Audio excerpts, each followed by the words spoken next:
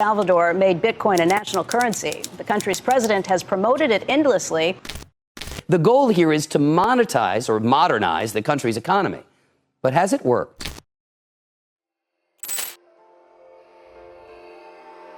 When Satoshi Nakamoto created Bitcoin back in 2009, had he ever imagined his cryptocurrency to be a legal tender for a country one day? That we might never know. But what we do know is that Nayib Bukele, the youngest president in El Salvador's history, strongly believes in his vision and the technology behind it. So much so that last summer he announced Bitcoin to be the country's legal currency, alongside the US dollar taking effect as of September 2021. His Bitcoin vision is not just limited to a national currency. He has also plans to build a Bitcoin city, funded by the world's first Bitcoin-linked bond. It has been 9 months since the country has officially added Bitcoin as a legal tender. But not everything is going exactly as planned. It is partially due to the reduced global risk appetite, with recession talks getting louder day by day. But also on the technical difficulties in implementing Bitcoin as a legal tender, with businesses having a hard time in adopting the cryptocurrency due to the high volatility and transactional glitches.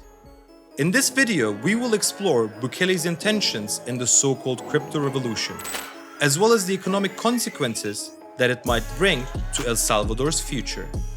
But before we do that, welcome to Financial Interest, where you will learn everything you need to know about money and investing. Please like and subscribe if you enjoyed the video.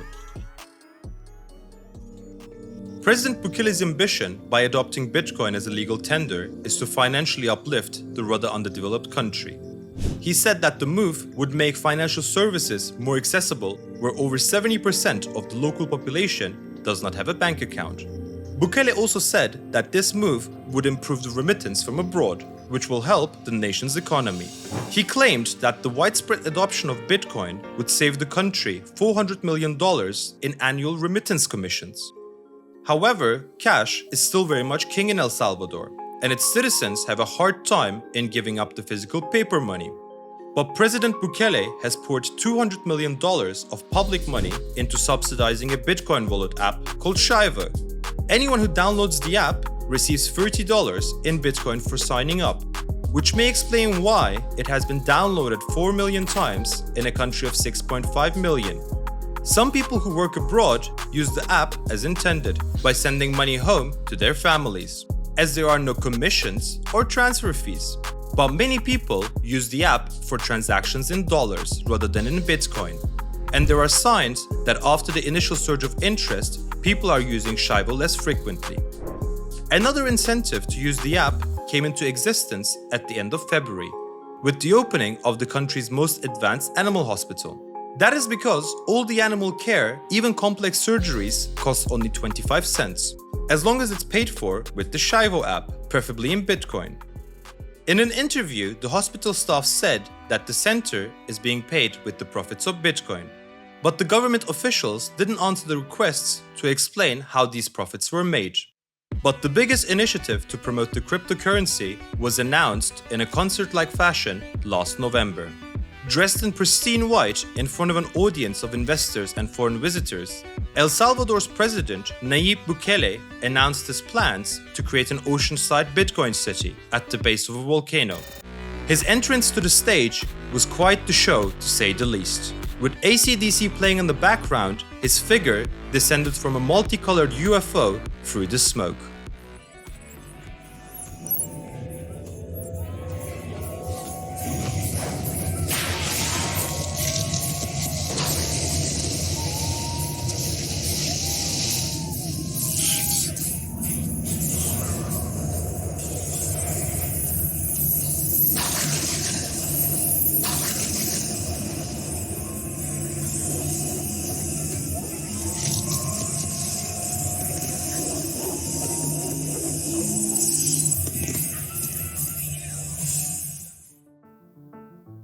He then went on to say that the urban center was inspired by the legendary cities built by Alexander the Great, except El Salvador's would be fueled by cryptocurrency. This is not just a nice idea, it's the evolution of humankind, Bukele told the audience. But most experts say that it's impossible for a project of that magnitude to materialize in the coming years. No technical plans for the project has been disclosed so far. Bukele said his planned city will be totally ecologically friendly, and it will have no income, capital gains, property, and payroll tax. Only a value-added tax will be charged at 13%, of which 6.5% will go towards the interest payments for the bonds that will be issued to build the city. And the rest will be managed by the municipality for public services and other urban needs. Despite Bukele's attention-grabbing event, many analysts didn't focus on the idea of the Bitcoin city, but rather on another announcement, the issuance of the volcano bonds, to fund the whole project worth $1 billion. The bond was supposed to be issued in the first quarter of this year, but it has been delayed due to adverse market conditions. The so-called volcano bonds will have half of their proceeds invested in Bitcoin, while the rest will go towards constructing the Bitcoin city. The bond will offer a 6.5% coupon, in other words, an annual interest payment. In addition, investors will receive dividends generated by a staggered liquidation of Bitcoin holdings, which will begin from the 6th year onwards. After a 5-year lockup period, El Salvador will sell its Bitcoin until it recoups its initial investment, and then share half of any profits with investors. The annualized yield back to investors could reach 146% in the 10th year, according to Blockstream's projections.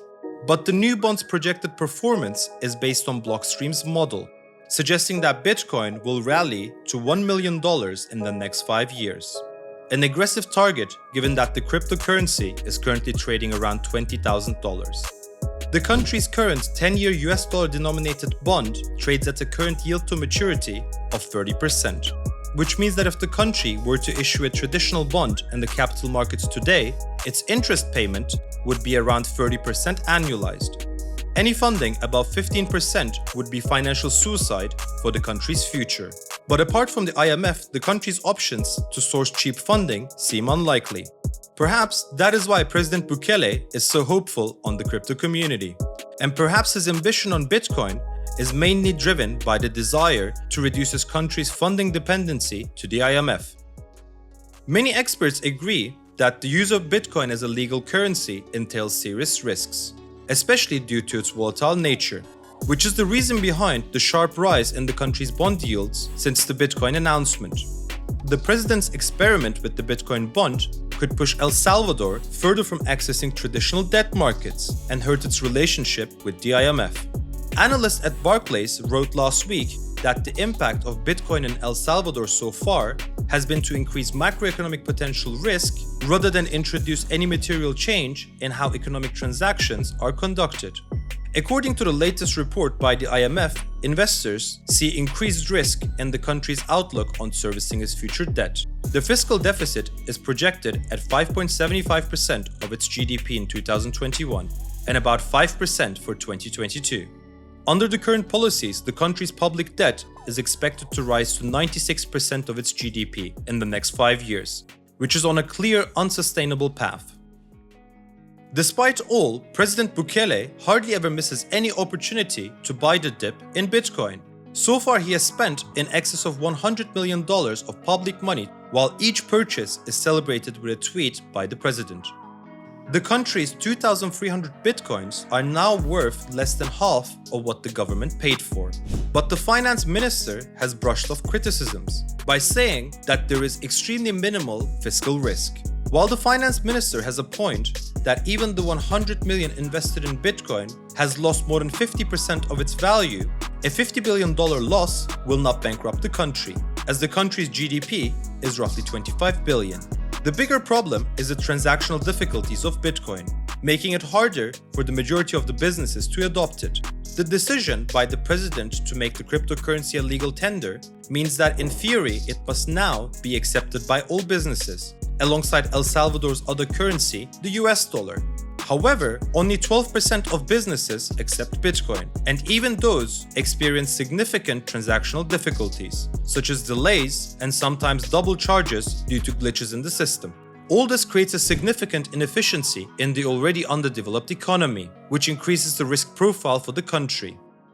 Additionally, As much as it is important for every country to keep up with the latest technological developments and try to be a front runner in cutting-edge technology, for a country like El Salvador, which still lacks basic healthcare and educational needs, the 100 million could have potentially been spent in a more certain way for the country's future.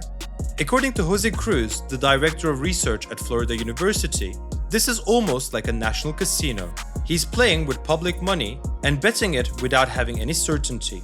If there's a stroke of luck and it generates a lot of money in the end, it is not clear on how it's going to be invested and distributed to the country.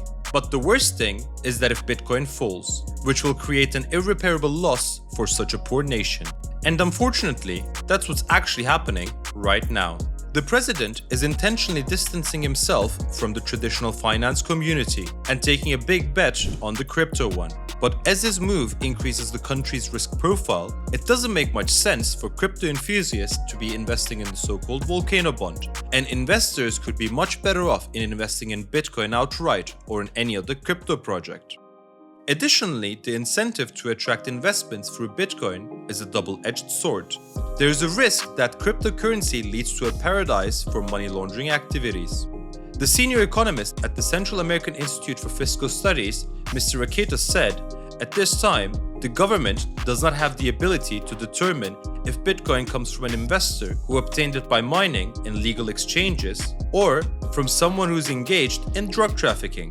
The lack of institutional framework creates a very fertile environment for people who are looking to launder money, especially when you consider that the financial regulations weren't modified after the law that allowed the circulation of Bitcoin was approved. Therefore, there is currently no legal framework to detect or even punish illegal operations carried out with cryptocurrencies. So what is the next step for El Salvador? Well, Bukele's administration issued more than a quarter of all the existing foreign bonds, selling $1.1 billion of notes in 2019 and $1 billion in 2020. If Bukele starts running out of money and has to default, he could do so in 2025, when another major $800 million bond is due. But for now at least, El Salvador can probably keep up with the interest charges for the bonds. If not, Bukele could just get a program with the International Monetary Fund and raise hundreds of millions of dollars in cheap financing to fund the government, which the IMF would gradually disperse in exchange for reforms. The IMF would probably ask for fiscal consolidation, tax hikes and spending cuts, as they usually do, so the debt to GDP ratio trends downwards in the medium run. It would also require a crypto reform, possibly reversing Bitcoin's tender status. This is all doable because of Bukele's popularity and large majority in the Congress.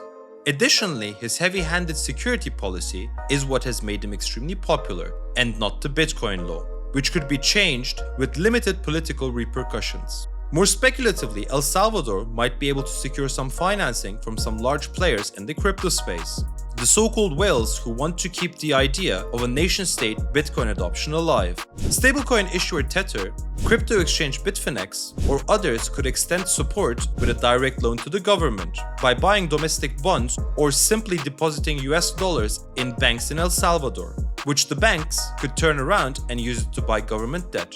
In light to all this, El Salvador seems less likely to default in 2023. But as the price of Bitcoin falls and recession talks deepen, Bukele's revolutionary gamble might cause more problems. If you made it this far, I hope you enjoyed the video. I would love to hear your feedback down in the comments. Smash that like button and subscribe if you enjoyed it, of course, and I'll see you all next week.